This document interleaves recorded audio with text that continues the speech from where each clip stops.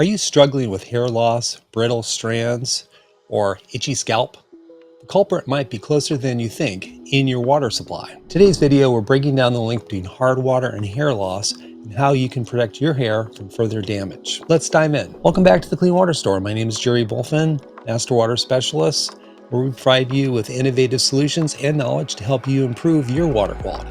Let's get started. So how does hardness affect hair? What happens is hardness is minerals in the water, calcium, magnesium, and these build up on the strands of your hair and prevent moisture from penetrating the strand, leading to dry hair that can become brittle. Since hard water leaves a film on your hair, it makes it difficult for moisturizers, conditioners to actually penetrate the hair strand, so you end up with hair that can be dull or lifeless. These mineral deposits from hard water also can make the hair look dull and block the natural sheen or shine of your hair as well. Also, just like in the laundry and in showering, when you're using shampoo, you need more shampoo in order to work with hard water.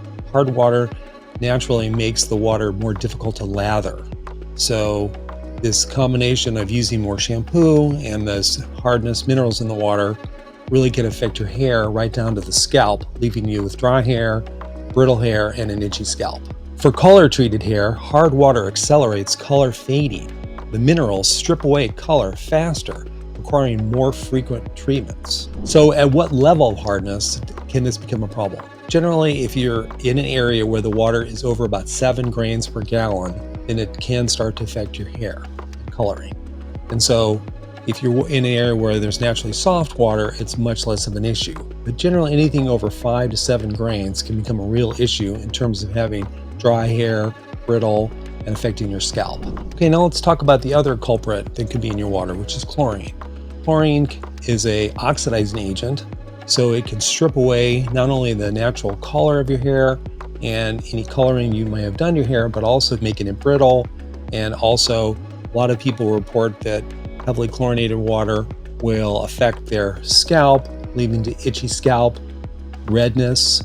And again, it depends on the levels of chlorine. You might be in an area where there's very low levels of chlorine, and depending on where you live, maybe closer to the treatment plant, or they're having a higher residual in your area, it can really affect your hair as well. Example, I could give you a personal example. I have 2 daughters, and for years we've had a whole house chlorine removal system, because our water where we live now on city water is high in chlorine.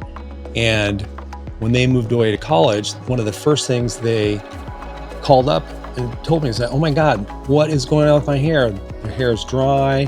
They noticed the chlorine in their water, and they noticed a huge difference in what they had to do to their hair as soon as they went on normal chlorinated city water. Chlorine acts similarly to hardness in that it dries your hair. It can cause breakage of the shafts, and depending on the chlorine level, it can really affect the dryness and itchiness of your scalp. And to find out how hard your water is or how much chlorine in it, use one of our easy water test kits. These are very simple to use. With just a minute, you can add the drops into a little test tube that comes with it and figure out exactly how many grains per gallon your water is or how much chlorine you have in your water. Just click a link in the description below to get your test kit. The solution to fixing this is to remove the chlorine throughout your house. You can also get a shower filter that'll remove chlorine just for the shower. However, they're not effective at removing chloramines, and they will not affect hardness as well.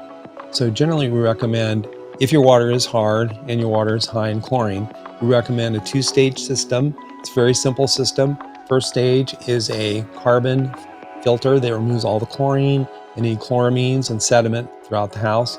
The second stage is a water conditioner or water softener, depending on the application, that'll treat the minerals in the water so you don't get the problem with buildup in your shower. If you don't have either of these systems, a second way to deal with it is when you do shower in water and you use the shampoo, at the end, get some bottled water and rinse your hair with bottled water. Don't leave the chlorine in your hair sitting there where it can do damage.